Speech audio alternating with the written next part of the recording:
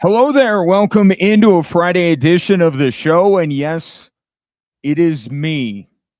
And unfortunately, a little bit late getting to the program as mechanical issues with planes and delays with the new plane and all of that fun stuff. I'll spare you all the details because this story of my travel difficulties does not end with me hanging out with flight attendants at the Phoenix Suns game.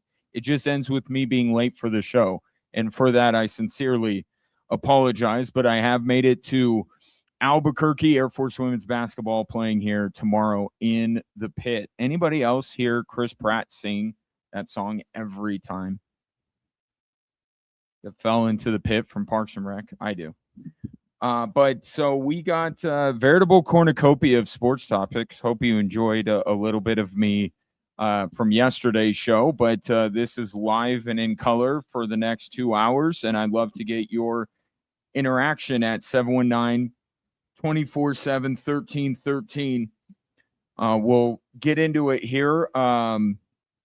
We get the matchup that we all, I think, wanted more than anything else. And I said this when Canada was pushed to the brink by Czechia. It would have been a really fun story had Marty Necas and Czechia won.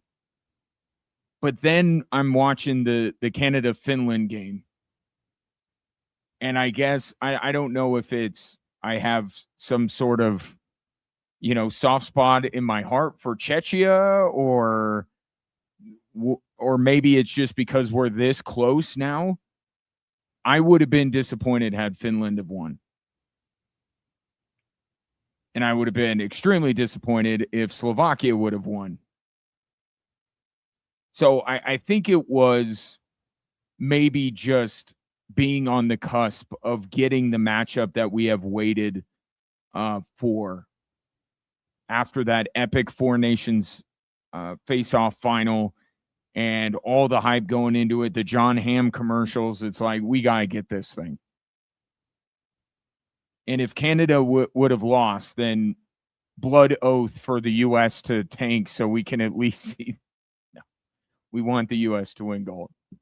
But we're going to get it. We're going to get Canada and the USA. And today they take two very different paths to this matchup on Sunday. Canada, there's something off with them. I wondered this the other day after they beat Czechia, because I watched that game and I thought, Canada doesn't look right. But once they locked in and rallied in that game and won, I'm like, okay, now Canada's locked in. And I thought it had something to do with, just blowing everybody out during the group stage. And I thought, okay, well, it's difficult to turn it on. Right? You're rolling over teams, and then the stakes get higher. You play better teams. It gets tighter checking, and it's a difficult thing to transition to. And look, we saw it with the United States against Sweden. I mean, it was kind of the same deal. But today we saw one team in the United States just run roughshod over Slovakia as they win 6-2. Goals by Larkin, Thompson, Hughes, Jack, not Quinn. The other Jack, Eichel, and Brady Tkachuk. 6 different goal scorers. They got 2 in the first and just never really looked back. Slovakia was never in that game. I do give credit to the Slovakian goaltender because I don't think it was on him. He ends up getting pulled from that game. That's one of those goalie pulls where it's just a coach grasping at straws trying to make something happen. Slovakia gave all the time and space in the world to Team USA. And while they're not maybe pound for pound as talented as Canada, they'll hurt you if you give them time and space. And that's what Slovakia did. And their goaltender had no chance. Just had no chance today. So you have the U.S. dominating, and you have not only Canada in a tighter contest. You have Canada going down 2-0 to Finland. And I had to laugh a little bit while I was watching the game, not like laugh because it's funny, laugh because it's making me think about the Avalanche power play. I am way too obsessed with the Avs power play right now, apparently. But so they get Finland's first goal comes from a designed play off the faceoff to none other than Mikko Rantanen, who is part of the reason not having him is part of the reason why the Avs power play has gotten worse. And then Canada goes on a power play with Makar and McKinnon on the ice, and Canada gives up a shorthanded breakaway goal to make it 2-0. It's like that right there encapsulates the Avalanche power play this season. Not having Mikko Rantanen to be able to do what Finland did with him on their first goal, and then despite having Cale Makar and Nathan McKinnon on the ice, you give up a shorthanded breakaway goal the other way. But in the end, and Mikko Rantanen talked about this after the game, you just can't hold up against this talent that Canada has. I mean, it's just so incredibly difficult because they keep coming at you in waves, even without Sidney Crosby. They keep coming at you in waves. Still, even with their top six, McDavid centering one line, Nathan McKinnon the other, even that feels like they're coming at you in waves. And they camp out in the attacking zone, and then they just bludgeon you with shots. And Finland just could not withstand that. And so Canada gets it back tied up at 2, and I'm like, oh, here we go again. I got to take to Twitter, another 3-on-3 overtime to decide the most important hockey games on planet Earth. But no, Nathan McKinnon says we're not messing around with that 3-on-3 nonsense. He has a window between UC Saros and the post that is roughly the width of a hockey puck. And Nathan McKinnon fits it through there with 32 seconds left in the game to put Canada in front. And they reviewed it not because there was a real question of whether the play was offside. It was just Finland saying, to heck with it, let's just give it a shot. The celebration from Team Canada on the bench was, I mean, they went berserk when the call was upheld, except for Nathan McKinnon. Nathan McKinnon, as always, stoic, chewing on the end of his mouthpiece, ready for the next shift out on the ice. I mean, somebody's got to get a picture of that. That picture goes pretty hard. All these players from Canada going nuts, and Nathan McKinnon like, yeah, I do this. Have you not tuned into the Avalanche games? I do this quite a bit. But I look, I warned this at the beginning of the tournament because Canada was looking so, as my kids would say, OP. And the U.S. had their struggles. And I said, look, you can't look at the way these two teams play against a completely different set of opponents and truly glean how a matchup between the two will go. And I still believe that, even though now it's more, it's my light went out, as it's more about, the U.S. looking better than Canada is going into the gold medal game. You still can't do that. You still have to take the matchup between these two teams. And the key for the United States is just going to be getting it out of their own zone. The lesson that they will learn as if they needed to learn it. They probably already know this, but they're going to see it in the second and the third period.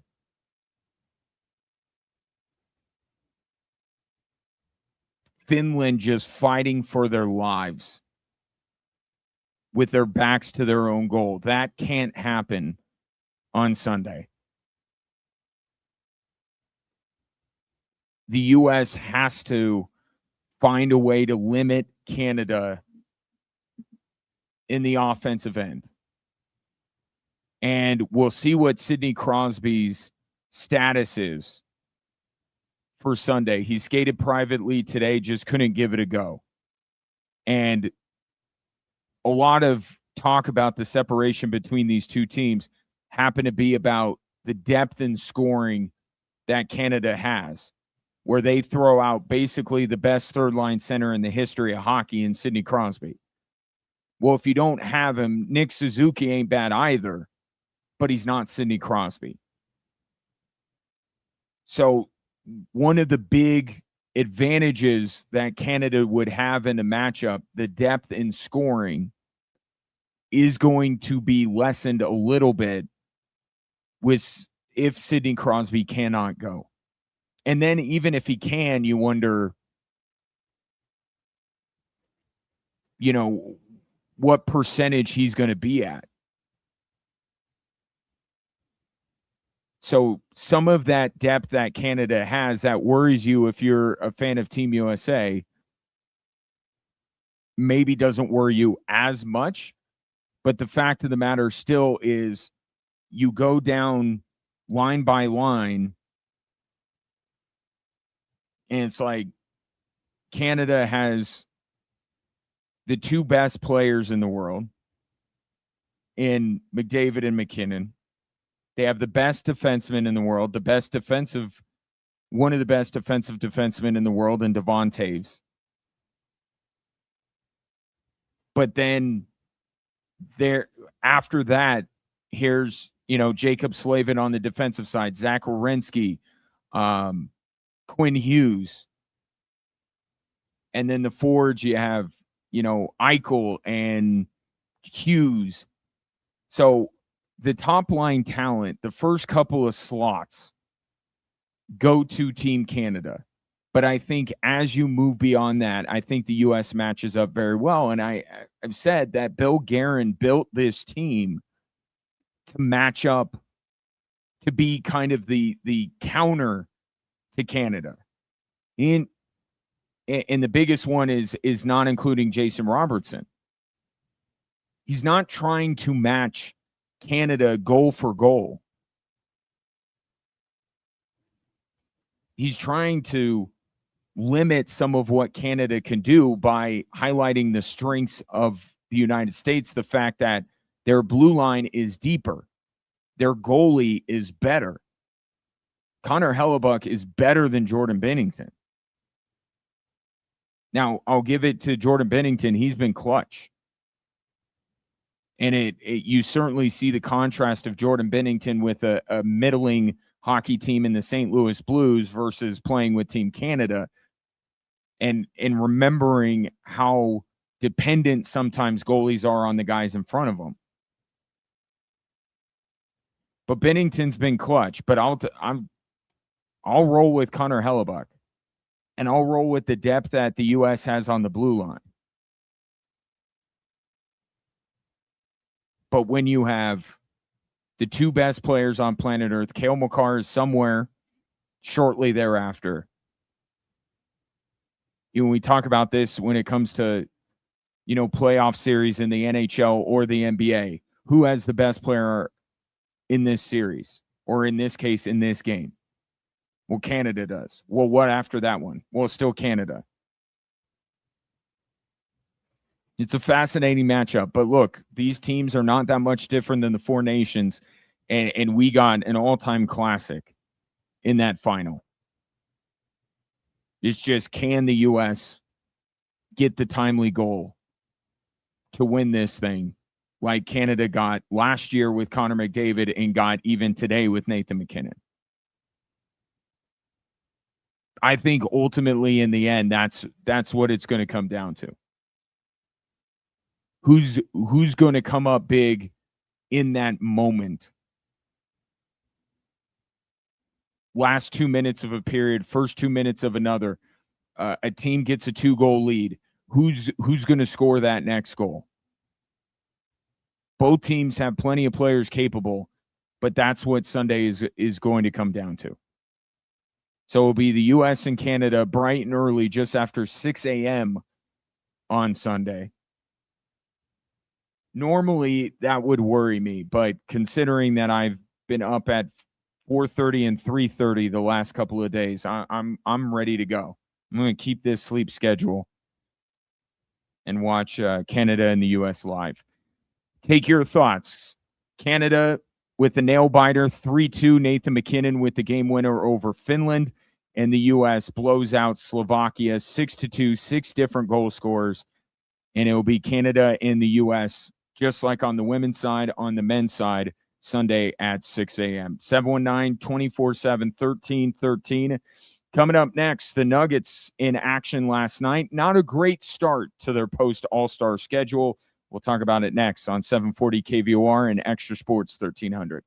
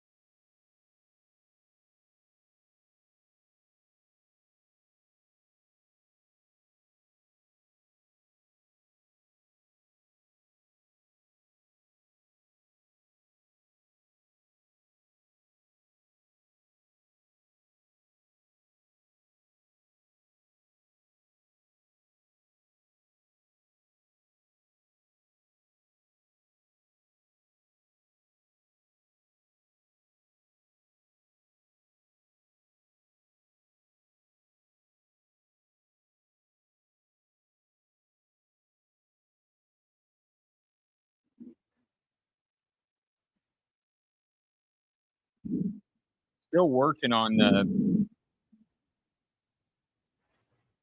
lighting here in my hotel room in Albuquerque. So sorry, dark shadowy figure on your in your social media feed. Uh, so we'll talk about the Nuggets here momentarily. First, I want to get to some breaking news as just everything is just today. Uh, my microphone's like spinning.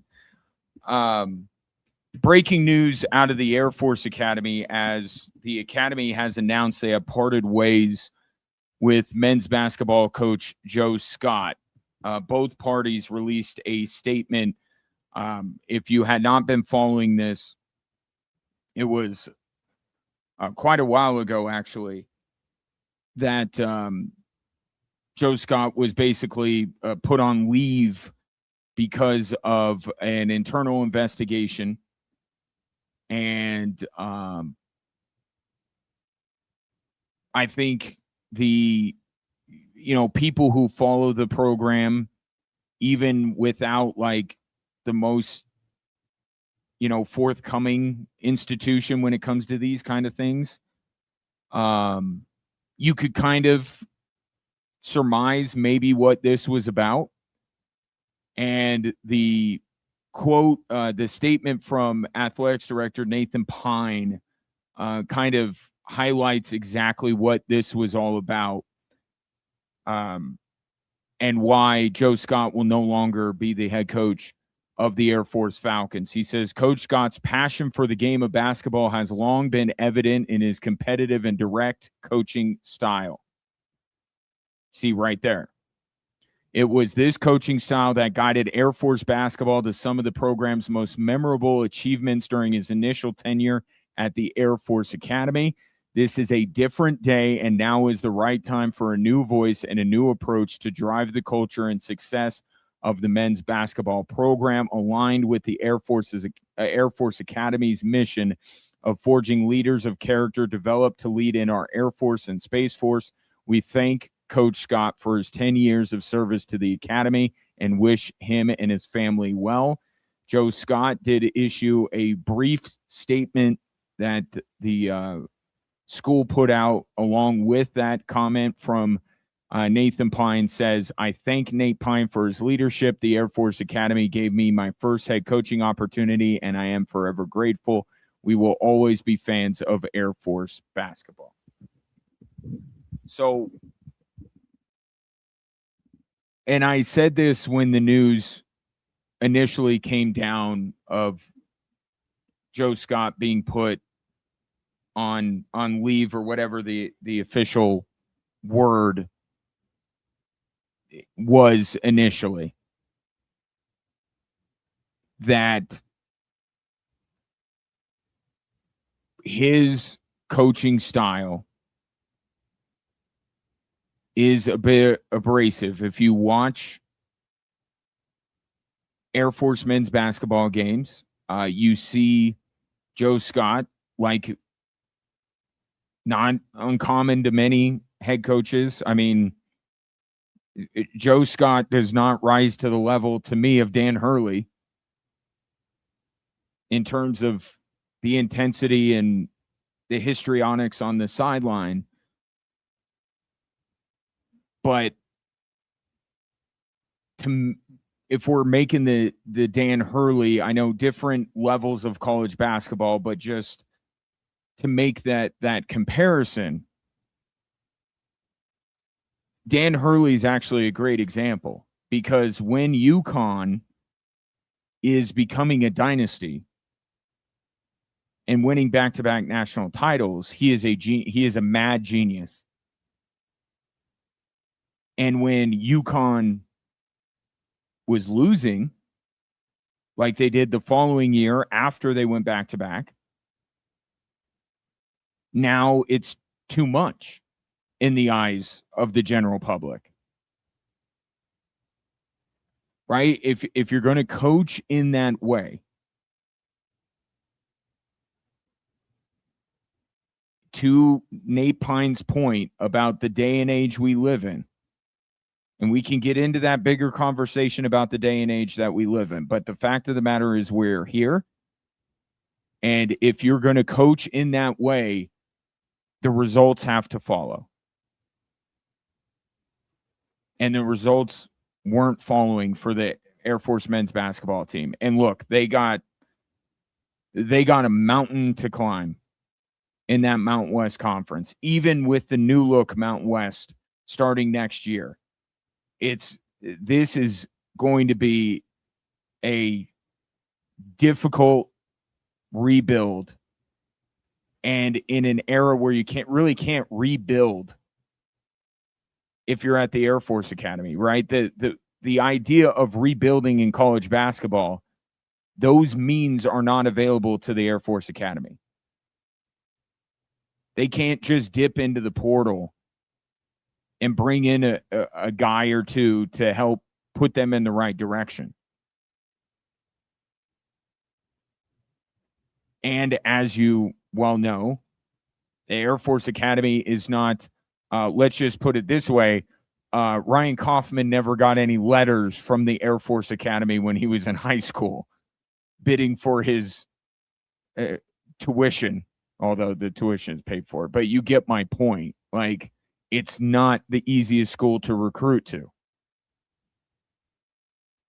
So this is a long process. And initially, the thought behind bringing Joe Scott back was he knows how to win at an academy. He did it.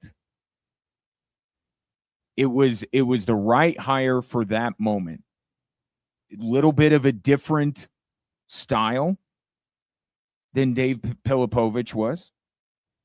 A little bit more fire and brimstone than Coach P was, and that's natural when you're switching coaches. You kind of tend to look for somebody who's a little bit different. But it was the right call at the time to bring in somebody that knows the academy, which is incredibly important. And I see it on the women's side. They didn't look far. They went one chair over from Chris Gobrecht for Stacey McIntyre, who had spent almost a decade on the bench before becoming a head coach at the academy. She knows the academy. Joe Scott knows the academy. It was the right hire at the time. The program needed a push. But in the end, Joe Scott kept pushing, and it didn't go anywhere. And I would expect the next head coach of at the Air Force Academy to be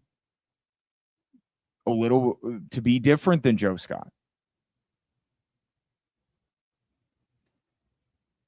Now, the statement doesn't say exactly what he did, but again, you can read between the lines a little bit that coaching style just was not resonating.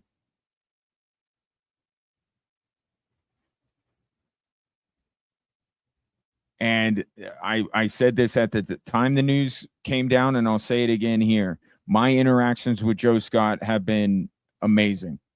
I love in the few time, I don't get as much time as my colleague Jim Arthur does to interact with Joe Scott. But when I have, I've always enjoyed his company, always enjoyed talking basketball with him. And he's a passionate guy. He wanted to win at the Air Force Academy. He was excited. I interviewed him the week he got hired back and talked to him, and I could hear the excitement in his voice. And he felt like he could get things pointed in the right direction. And I think everything that Joe Scott did I think he did it to try and get this thing pointed in the right direction. I think his heart was absolutely in the right place.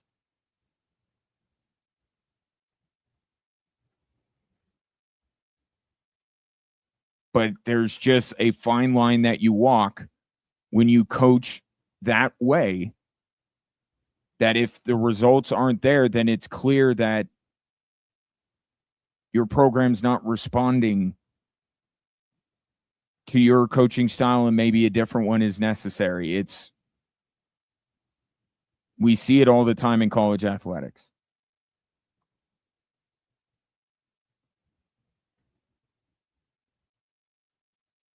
And look, you can see what has happened since Joe Scott was removed from his post, and the results have been the same.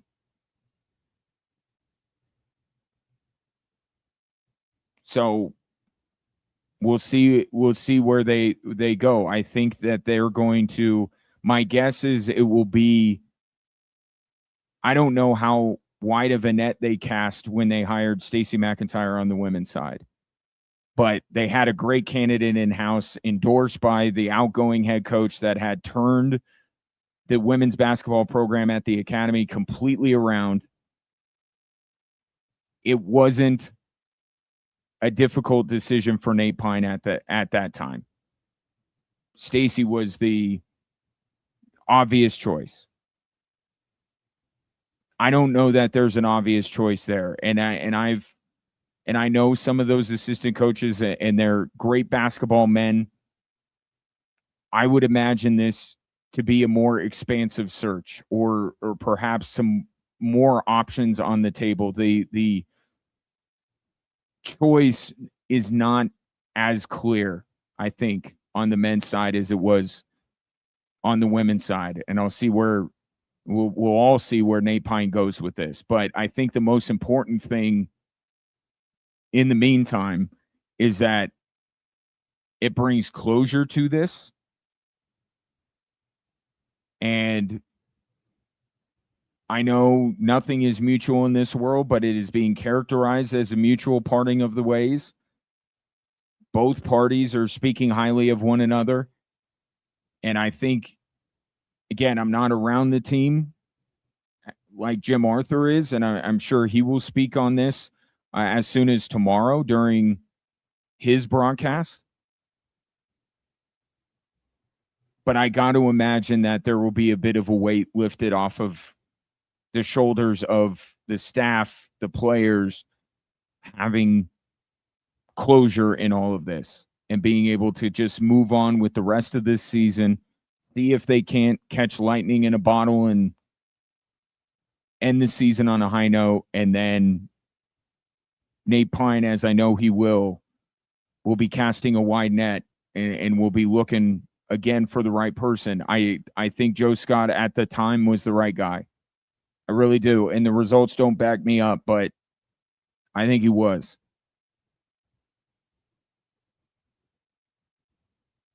And that's all you can do is make a decision that makes the most sense in the moment. Sometimes it doesn't work out. Nate Pine has another decision on his hands when it comes to the Air Force men's basketball program, and we'll see what comes of that once this season has come to an end. But the breaking news of the afternoon is that the Air Force Academy and Joe Scott have mutually agreed to part ways. And the search for a new head coach, I would imagine, begins immediately.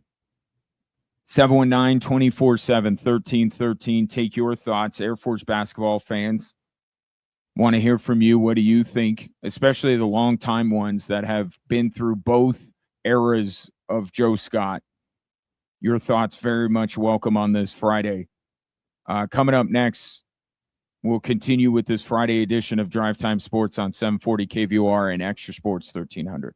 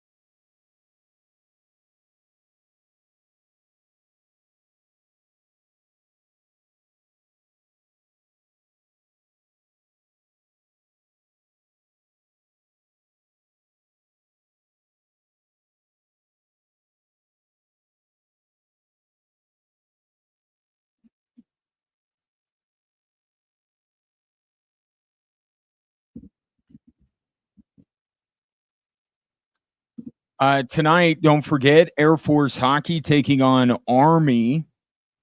7:05 puck drop on Extra Sports 1300. The first of two meetings this weekend between those two rivals.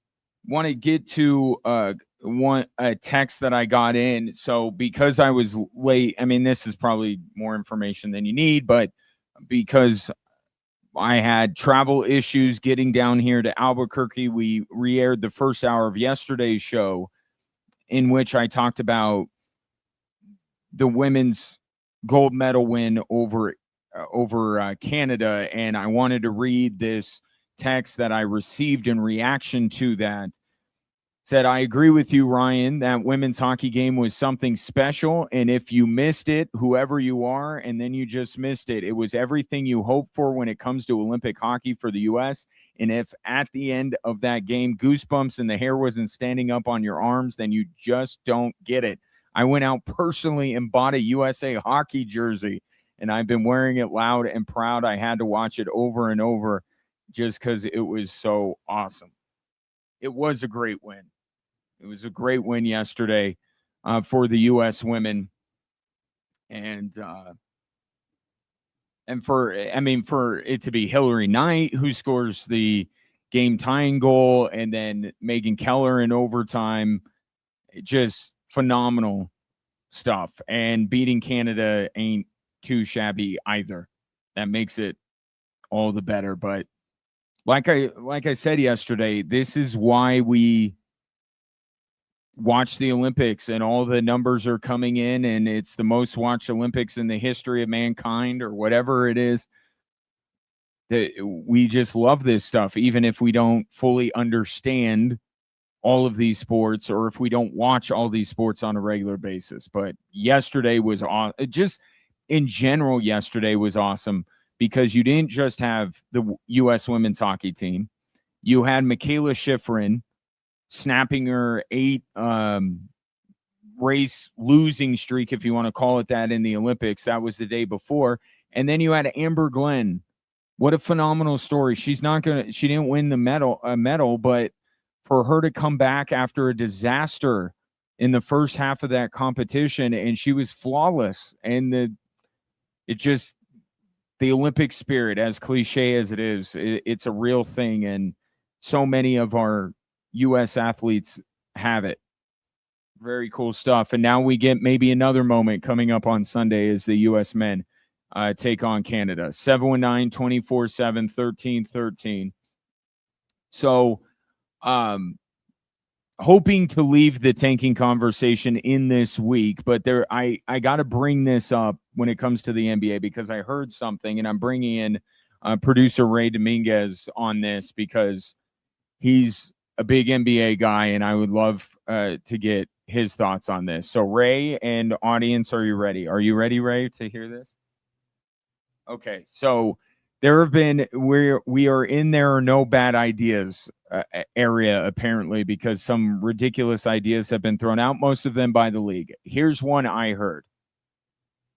So you rotate division by division for the top 6 picks every year.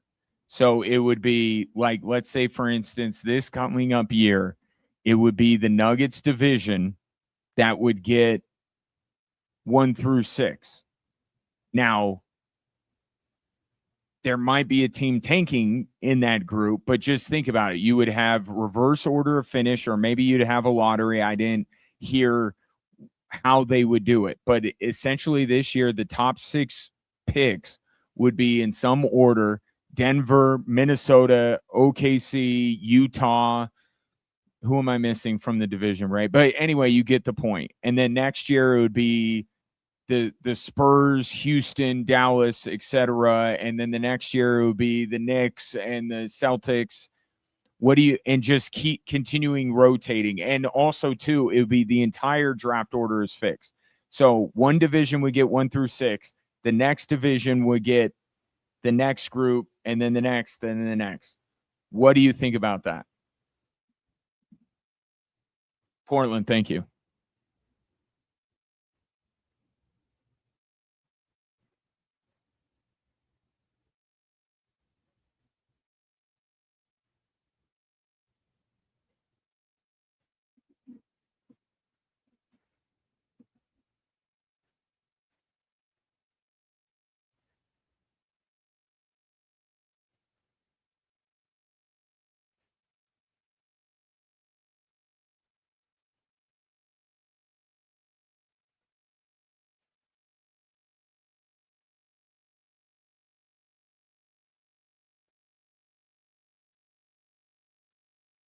Right. So essentially, you would be this year would remain. Let's take the scenario that the Northwest Division is up this year, and what a year it would be to think of AJ Bansta or uh, Cameron Boozer, or I'm kind of souring on the kid from Kansas, the Peterson kid, because he's load managing himself in college. But this is a generational draft, and you would still have Utah tanking, right? They would still do that. Maybe Portland would not be going for it as much as they are this year. Nuggets play Portland, by the way, tonight. And then the Nuggets would end up with maybe one of these guys. And then OKC, it's like OKC's going to end up with some stud anyway because of all the picks they own. Um, but I'm sensing from you, and it would be very clear. Like you would, I think it's not a fix for tanking. It's a way to target tanking to say, all right, if you're going to tank, you got to plan around this because it does Utah no good to tank this year if they're locked into a pick in the 20s. But here's the thing, but you brought up something. Are you if I told you that this is possible for not just the NBA but every sport, would you be down for it? Cuz you just said that you don't like the idea that a team is penalized for going for it, and I think it's not so much the Nuggets fan in you that's saying that. I think it's the Steelers fan in you that's saying that. I think you're saying because my organization is never going to tear it down fully. I would like I'd at least like to get a decent pick out of it, and get them rewarding Pittsburgh for trying.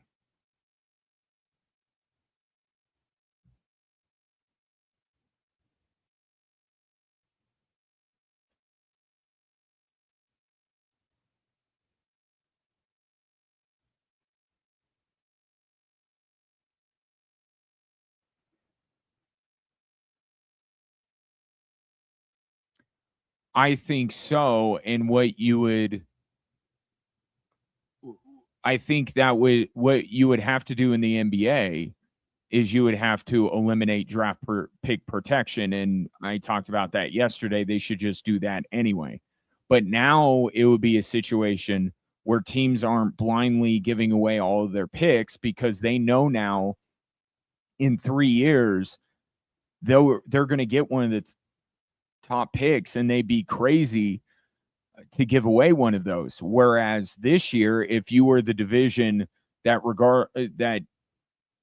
where you were locked into the 20s, then you would be perfectly willing to trade your pick. So it would be the freewheeling, basically what OKC has taken advantage of for the last few years.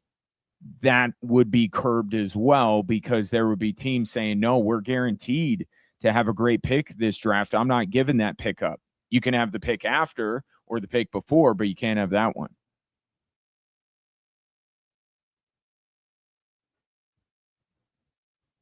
Mm-hmm.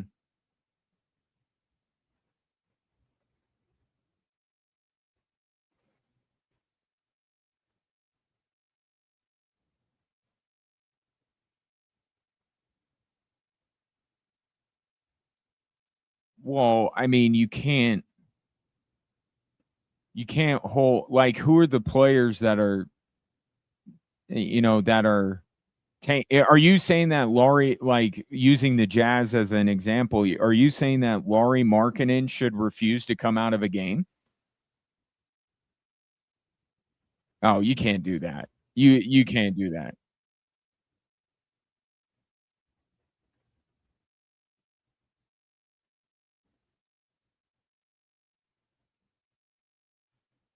Well, now you're getting into load management, which isn't which can be like tanking, but isn't because tonight you just told me that Jamal Murray is questionable. That feels like they're going to load manage him tonight. So that's more of a load management thing than a tanking thing because a lot of the teams that are tanking are just flat out not good. And the players are still trying. The players on the court are still trying. Um, I don't know how I feel about this. I was trying to rank them.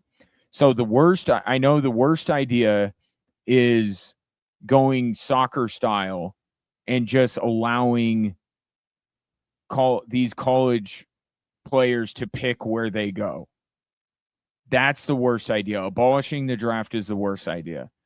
I still contend that my idea is the best one. I know, shocker, of eliminating the draft and just awarding picks in reverse order. That way, the hope is that a team like Utah that is so blatantly tanking just gets the number one pick that they're going to these great lengths to get, and then they get the player that they need to not be showing back up at the top of the draft the next year. And Dallas is a great example. Like Dallas is going to be in the lottery, but they're not, you know, other than the shenanigans, they're not going to get one of the top picks in the draft. So this is somewhere in the middle. I think flattening the lottery odds is probably this might be the second best idea to mine. Now that I'm saying it, because I don't like the flattening of the draft, the lottery odds as a curtailing tanking. It's never going to happen. It's never going to happen. But the I understand the thought process behind it, and just saying if we can't stop tanking, at least we can contain it by saying you're only going to get a top pick, that you're going to get a top pick in this particular year. So the other years where you're drafting later, there's no point in tanking. It feels quite radical. And I don't and I don't know that the NBA needs to go too radical with this. I think there's a blueprint in the NFL that is just the right way to go about it. Tournament style tournament style I like better than in a world with the NBA Cup. I like the tournament style. That's another one of yours. The tournament style I like better than this. But I thought it was interesting. It was thought provoking what I had heard, but I like yours better.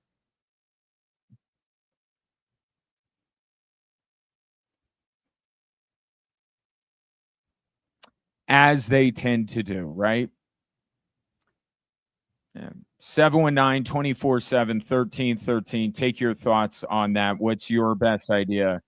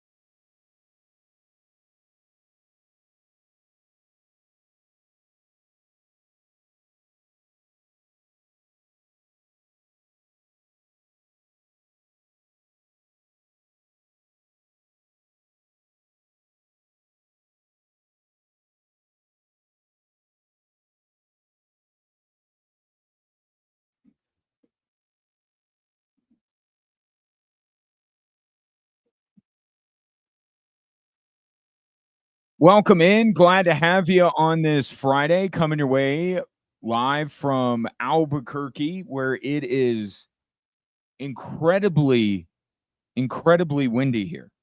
In fact, my landing of my plane at the Sunport here in Albuquerque, it was. I give props to the pilot.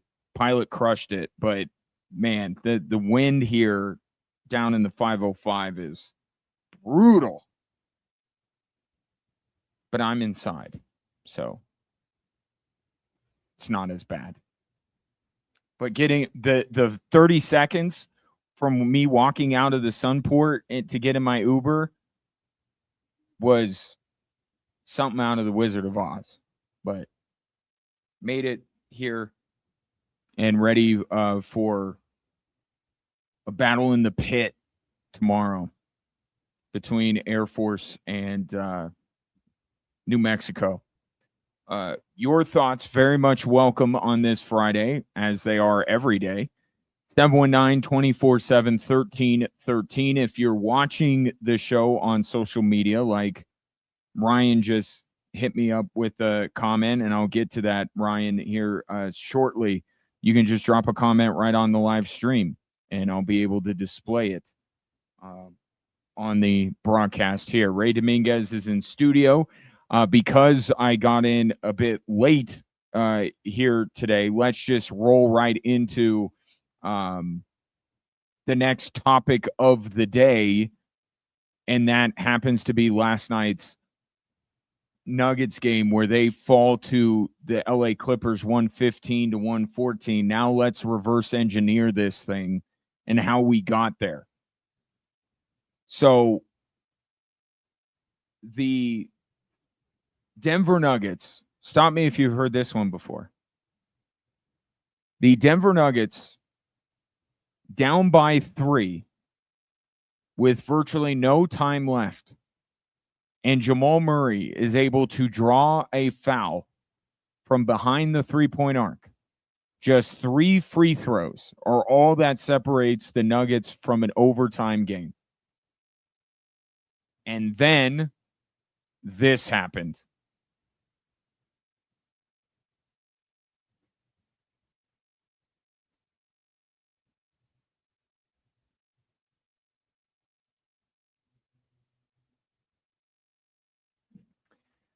That was Jason Kosmicki on the call for Altitude Radio. You heard it right here on Extra Sports 1300, or on Extra Sports 1300. Still working through. We're on 2 radio stations. Jamal Murray did it again. He did this against Detroit. Different free throw. That game, it was the second one, not the third one.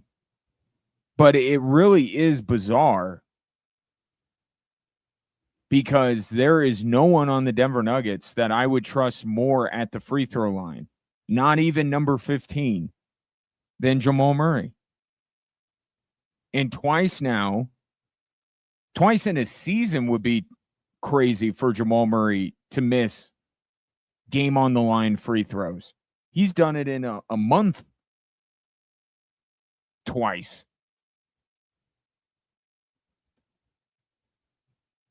So the Nuggets now have lost their last 4 one-score games. They are the antithesis of the Denver Broncos right now. They are winning no one-score games. Here's Nikola Jokic on why that might be.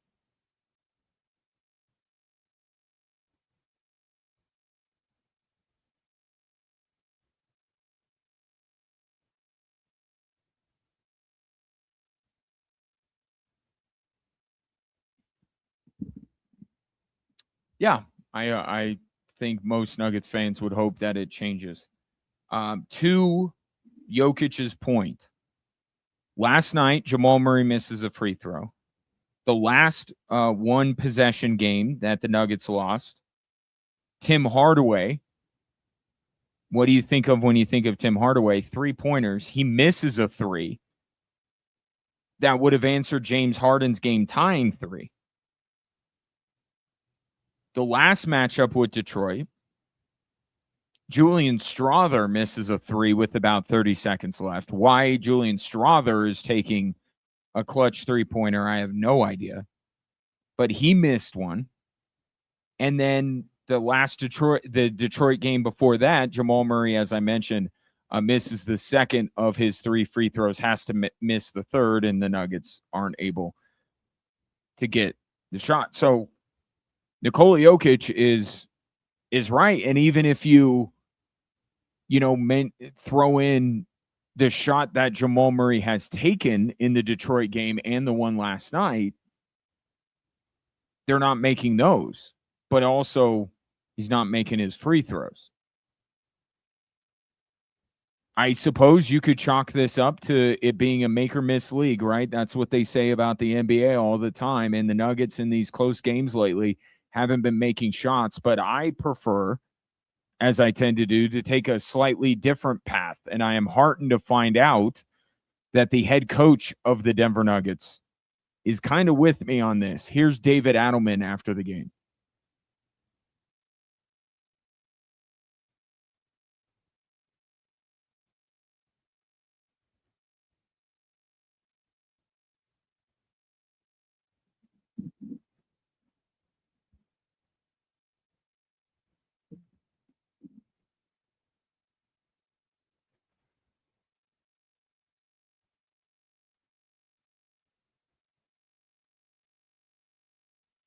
Two things that I want to touch on that David Adelman said. Let's start with that last thing.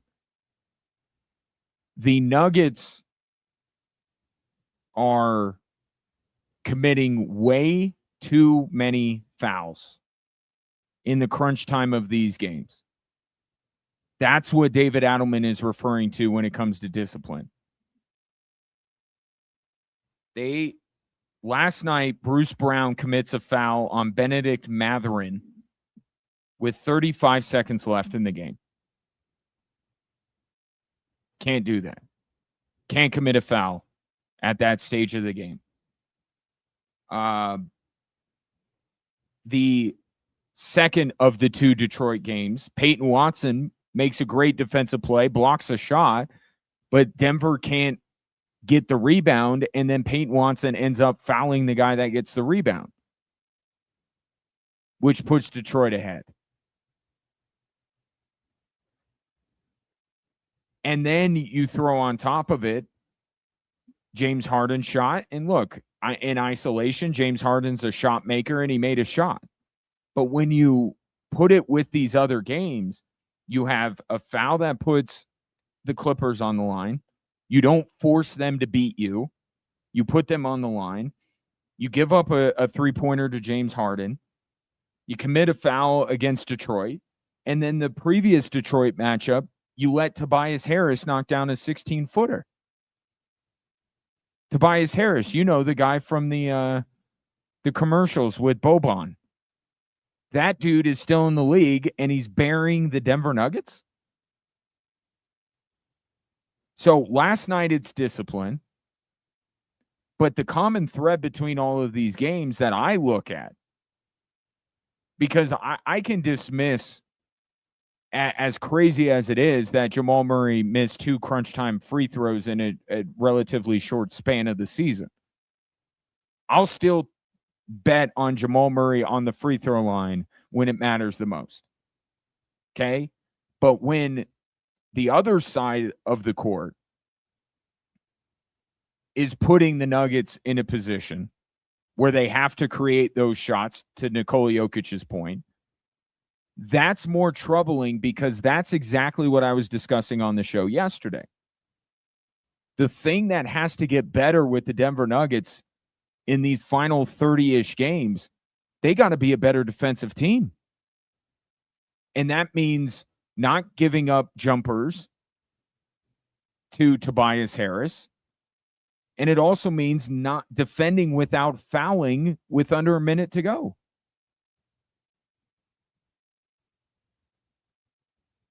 So what I looked at last night was the fact that the Denver Nuggets could not get a stop down the stretch against a team Like, it would be one thing, like the Cleveland game. It's one thing when it's James Harden making the shot. It'd be one thing if it was Kawhi, if I'm talking about Kawhi Leonard hitting the shot that buried the Denver Nuggets. They're fouling Benedict Mathurin. And no disrespect to Benedict Mathurin, but he's not Kawhi Leonard. You can live with Shea or James Harden or Cade Cunningham or Victor Wembanyama making a shot. Because in this league, offense is going to be defense. Great offense is going to be great defense. But when it's Tobias Harris, when it's Dennis Jenkins, when it's Benedict Mathurin, you can't be giving up points to those guys in crunch time. And the fact of the matter is, right now, the Denver Nuggets are just not a good defensive team. And their only hope is to get Aaron Gordon back. And to a lesser extent, getting Peyton Watson back.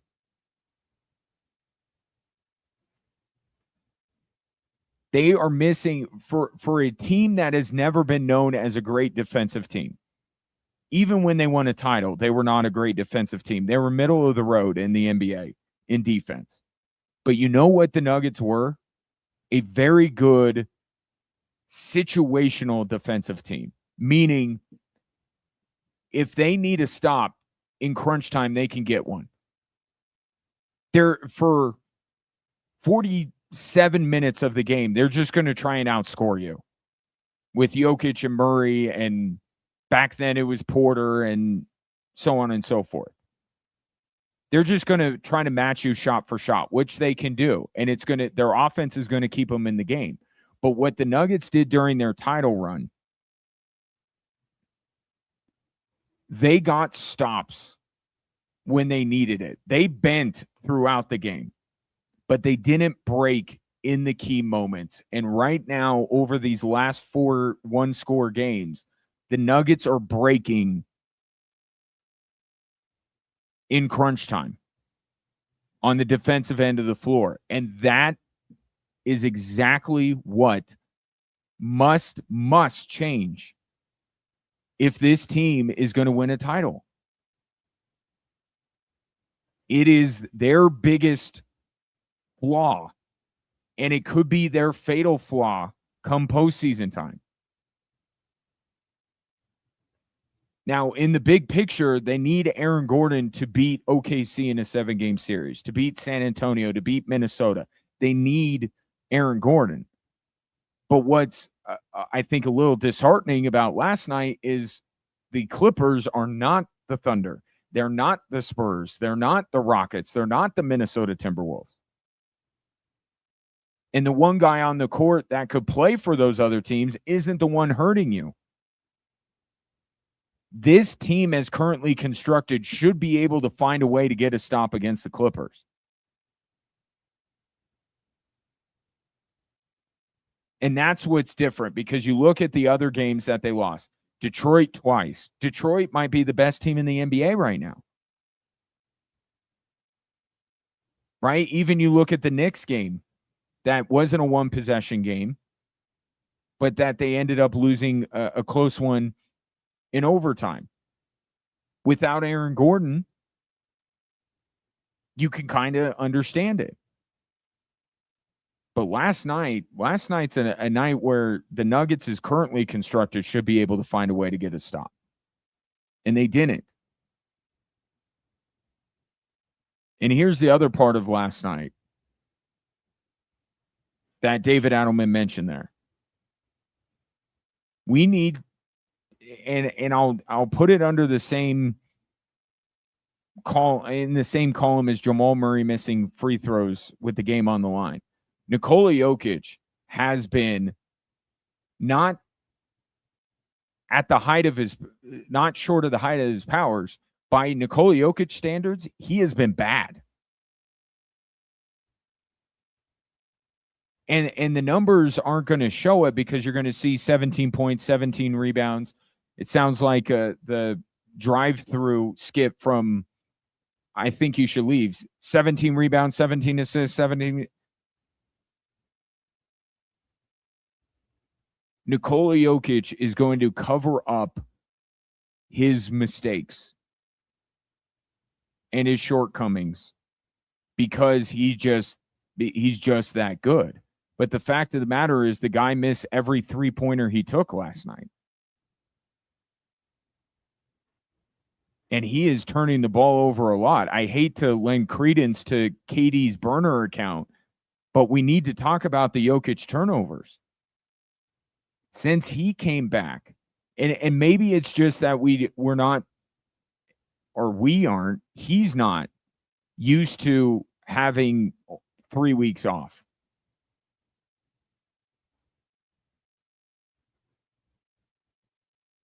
Maybe even for the best player in the world, he needs some time to get back from a lengthy injury.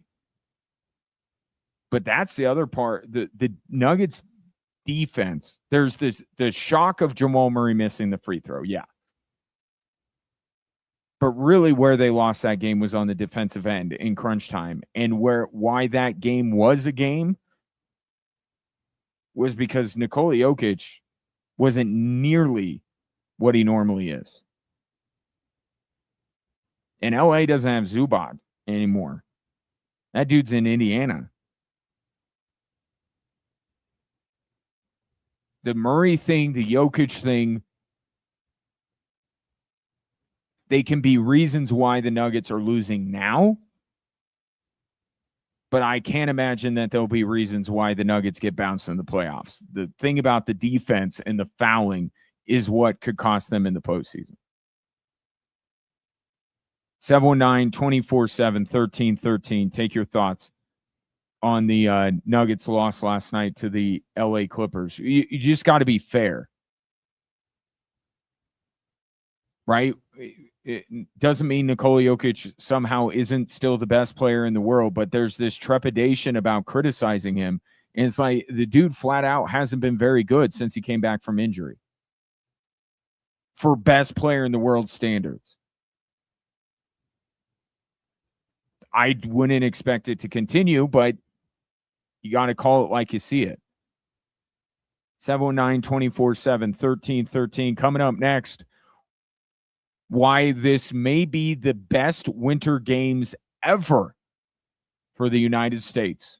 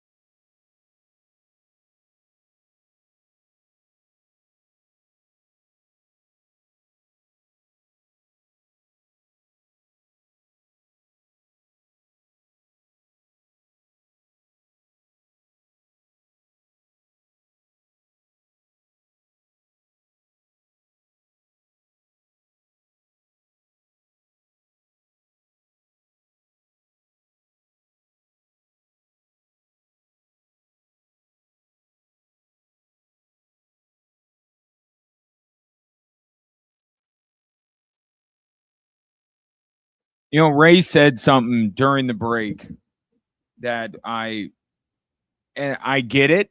Um, he said, look, people are going to look from the outside and say that we're spoiled because Nikola Jokic can put up 17 points and 17 rebounds in a game, and we can sit here and find ways to poke holes in it. And yes, it's true that we are spoiled. And we are spoiled as Colorado sports fans because we have two of the best players in their sport going on at the same time. Oh, and also Cale Makar. I mean, you want to talk about spoiled? Look at what's going on in the Olympics. Look at how Avalanche players are doing. They're all Avs guys. Arturi Lehkonen with the overtime winner last night or yesterday. Nathan McKinnon with the winner today. You have Marty Necas, who's carrying Czechia.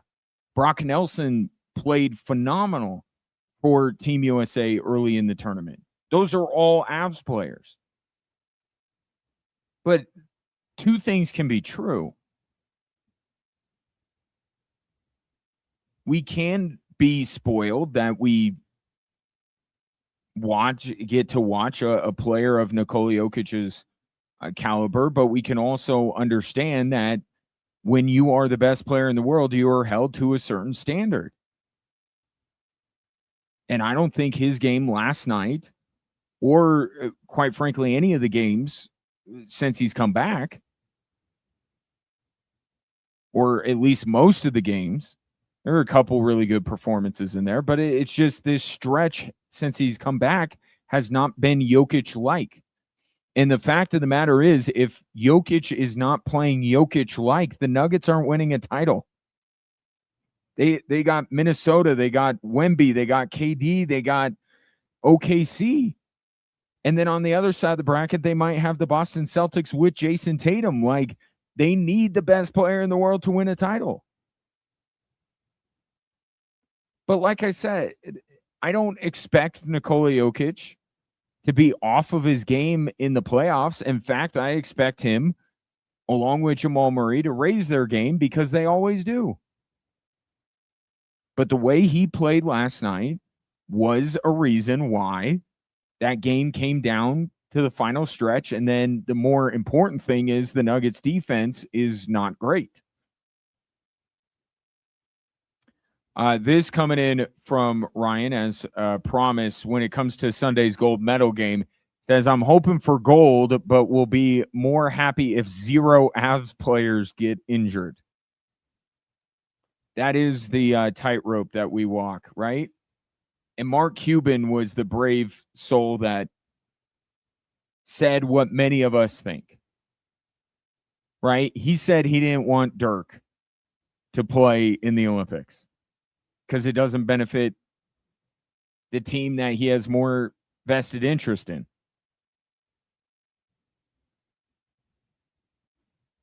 And I think that we all kind of feel that way to a degree. But it's just a matter of, do we actually not want these guys to play? And looking at remember the Olympics, the summer games. And I know Nikola Jokic wasn't on Team USA, but how much joy there was watching Nikola Jokic play in the Olympics.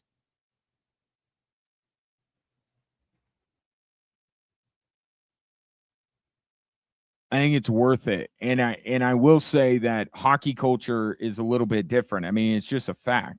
I mean, hockey culture is one of the reasons why those of us who love hockey love it. And it's not the same culture as basketball in all the best ways. And I think what Ryan's getting to is, Avs fans are hoping that Nathan McKinnon, Makar, Taves, and Brock Nelson come out of Sunday's game unscathed. But I don't think, and I don't want to put words into Ryan's mouth, I don't think you. I think you take that risk, right? I mean, you hope, but no one is suggesting that you would just prefer Nathan McKinnon, Cale Makar, and Brock Nelson to not and Devon Taves to not play.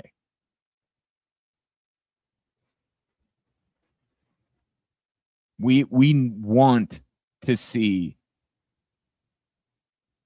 the latest iteration of the Canada-US rivalry.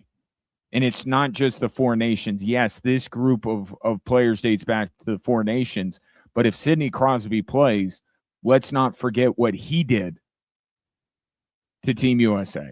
You want all those players in the game, and you want them to stay healthy, and you want Team USA to win. You got a lot of wants coming up on Sunday, but even with the risk, it's worth it because this is awesome. Sunday is going to be awesome. And it's because 4 Avs players are 4 of the best players for their respective countries. And you want them on that ice.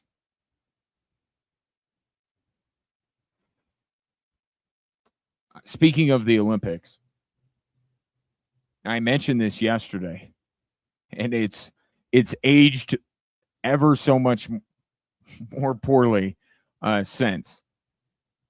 I just felt, and it was the tone that Lindsey Vohn's injury set. Right? There was such disappointment, not in Lindsey Vonn, but about what happened with Lindsey Vonn.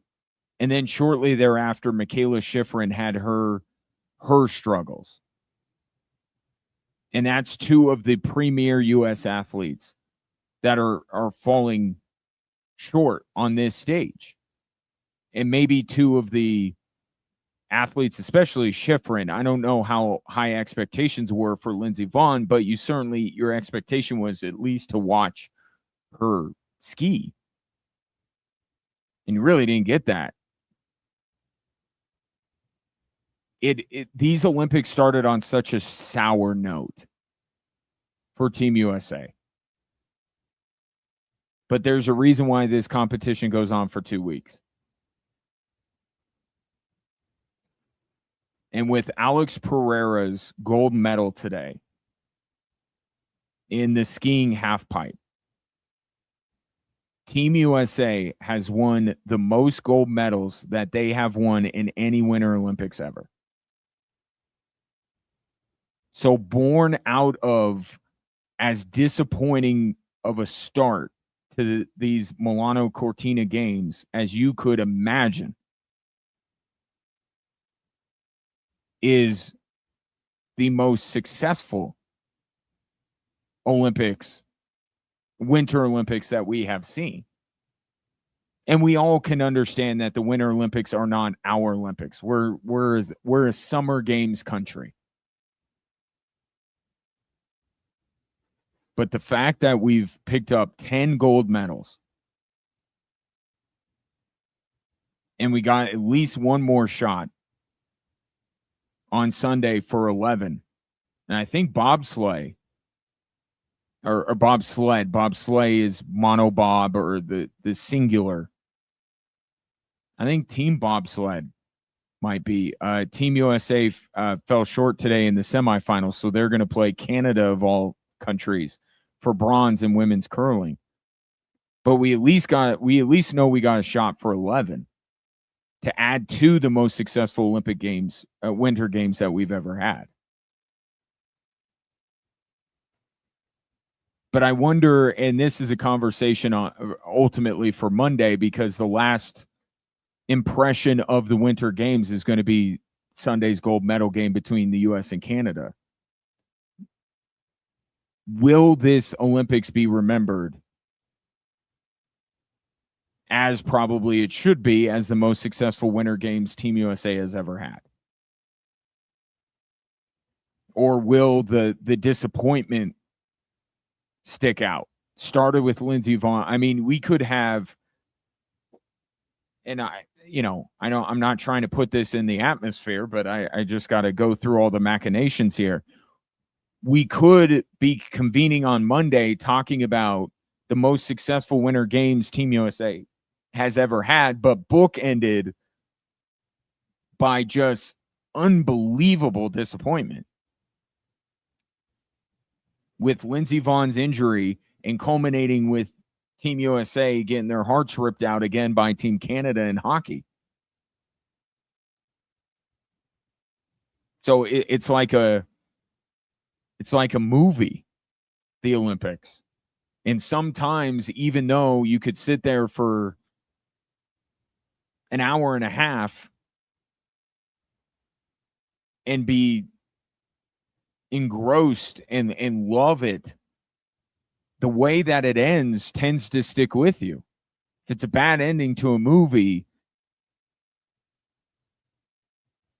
at best you say it was a great movie until the very end. Or you just flat out say it wasn't a good movie, that you didn't enjoy it because the ending ruined everything. I have to see. I have to see how Sunday goes. If it's an epic game like it was all those years ago in Vancouver and what it was in the Four Nations, I think that I can look at this in its totality and say, no, it was a really good 2 weeks in Italy.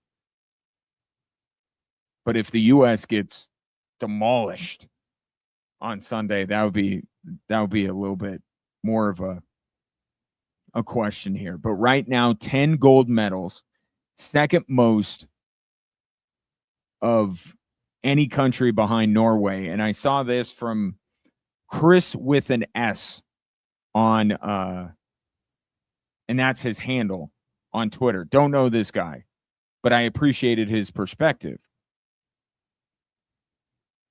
He brought up the idea, if you look into the medals that Norway has won, and I have the medal table up here right now. Norway has won 3 gold medals in biathlon, 6 in cross-country skiing, 2 in ski jumping, 3 in Nordic combined, which is a skiing event, and 2 in freestyle skiing. So if you're keeping track at home, skiing with a gun, skiing long distances, jumping on skis, having teammates skiing, and doing tricks while skiing. That's how Norway has gotten their 17 golds. The U.S. has won 2 in freestyle skiing, 2 in alpine skiing. They've gotten their fair share of the skiing, but they've also won 2 gold medals in speed skating, 2 in figure skating. Shouts to Alyssa Liu. 1 in bobsleigh, and 1 in hockey. Now, there's no way of doing this. The medal table is the medal table. The one conversation that you have is whether you care more about the number of gold medals or the number of total medals. And right now, it looks like Norway's going to win both. But there are some games where maybe you can win more gold medals and still finish in the total medal count behind some countries. There's no way to weight these. Right? It's just more perception. And it adds to what I'm talking about here. So Norway is going to win the Olympics. Right? Most gold medals, most total medals, they're going to win. But the diversity of the events that Team USA has won in, as opposed to the lack of diversity in the events Norway has won in, does that change your mind a little bit, kind of curb the disappointment of the fact that the United States might finish second to Norway by a wide margin? The fact that we have picked up gold medals in so many different sports, that we have the best female figure skater in the world in Alyssa Liu. We have the best bobsledder in the world, and Alana Myers-Taylor. We have the best speed skater in the world. We have the best women's hockey team in the world. And we might have the best men's hockey team in the world when all is said and done. I think that again, you don't weight any of these. A gold medal is a gold medal. A bronze, a silver, they're all medals. But I don't know. I think there's an additional amount of pride that goes into the fact that the U.S. has been winning in so many different events.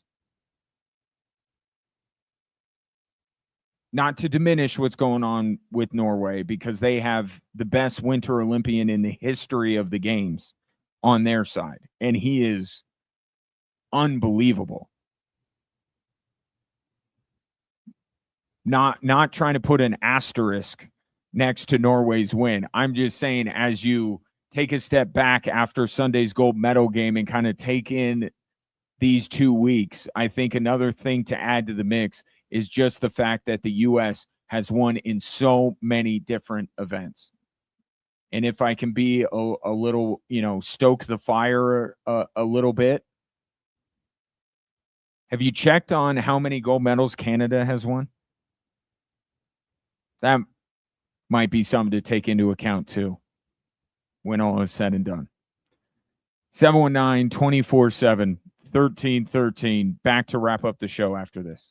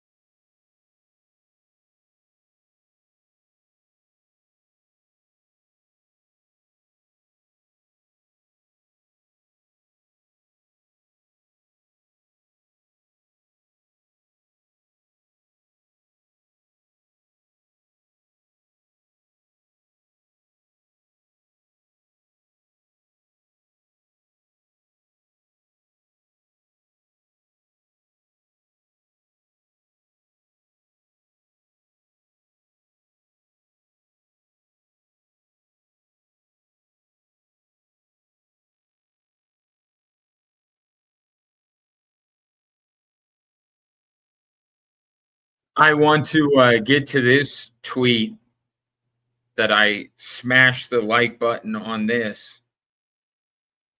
I love hockey. I do. I'm a self-professed hockey guy.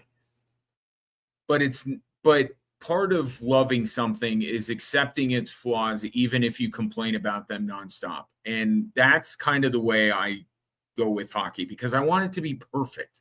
It's so close to a perfect sport. One thing is the overtime. And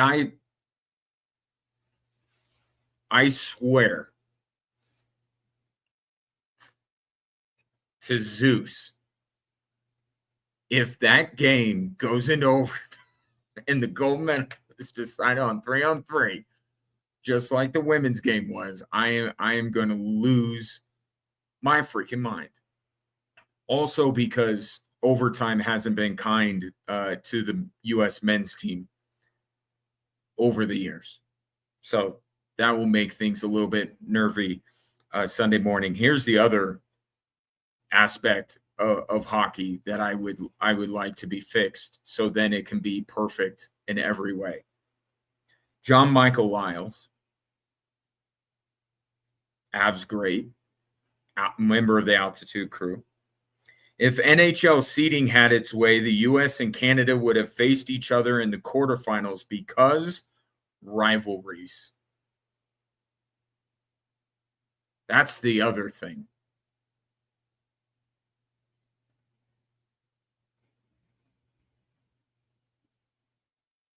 NHL, do better with the seeding. We'll get back into that when the Avs are back in the – because we'll start to look at the standings a little bit more when the Avs are back in it. And again, I swear to Zeus, if they play Dallas in the first round, I'm going to lose it. 46 years ago, 46 years ago was the last time the U.S. men's hockey team won gold. Now, obviously, this is the first time NHLers have been back in. Not to say that that's been a reason, because if the U.S. can bring their NHLers, so can Canada and all these other teams. But it hasn't been best on best over the last 46 years consecutively, or every 4 years, over 46. But 46 years ago, not a good round number, I'll admit. But the point is, it's been a while since the U.S. has won gold in men's hockey. And 46 years ago, I think you remember, even if you weren't alive, and I wasn't alive at that time, you remember what that is. If I just say the last gold medal the U.S. men's hockey team won in the Olympics was in 1980, you know what that means. You've seen the movie Miracle on Ice. It's been that long. It seems like it's long enough, doesn't it? And to win it at the expense of your fiercest rival would make it all the more sweeter. There's something that Mike Sullivan, the head coach of Team USA, said today that I think is important to keep in mind while you're handicapping Sunday's game, not in a betting way, although that's available to you, but just figuring out how you feel about this matchup and how it might go. Mike Sullivan said today, after the 6-2 win over Slovakia, it was great to see us get off to a fast start, and I thought that was important. Our group continues to take steps forward, and it's a really fun team to coach with an awful lot of personality. One thing that I think you, going into the game, you have to put on the U.S. side of the ledger. the U.S. is getting better as this tournament goes on. Canada is staying the same. And what the same is amazing. Like, don't get me wrong here. But I started the show with this. I thought that maybe the way that Canada looked against Czechia was a byproduct of just not being super locked in, because no matter what you did, you would end up blowing out your opponent. I thought perhaps a switch was flipped by Canada late in that hockey game against Czechia.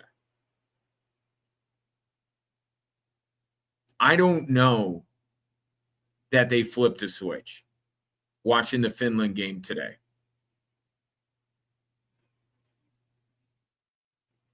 I think that of the two teams, you cannot say that Canada is progressing towards this game.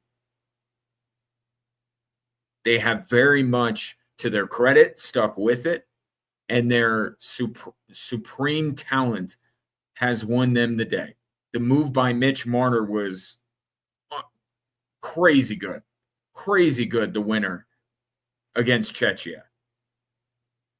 Nathan MacKinnon's shot today to beat Finland was very McKinnon-esque. Very tight window, and was able to put the puck in there against a good goalie in UC Saros. Like, that's what Canada brings to the table. They are so freaking talented. But I think if Canada plays the way they did in these last couple of games and the U.S. continues the way they're playing, I think the U.S. is going to win. I think Canada will meet up with the team that they can't wait till the very end to snatch victory from the jaws of defeat. If Canada and the U.S. start the game on Sunday the same way they have been, I think the U.S. wins. We'll find out. Have a great weekend. Talk Monday.